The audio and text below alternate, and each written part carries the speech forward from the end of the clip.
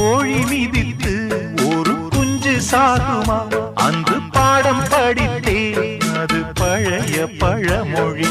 குஞ்சு மிதித்து இந்த கோழி நொந்ததே, இதை நெஞ்சில் நிறுத்து, இது புதிய பழமொழி. ஆண் பிள்ளையோ சாகும் வரை, பெண் பிள்ளையோ போகும் வரை, வீரண்டும் காயும் வரை, அழுது விட்டே நானவரை. ஒரு பெண் புறா கண்ணீரில் தள்ளாட, என் உள்ளம் திண்டாட, என்ன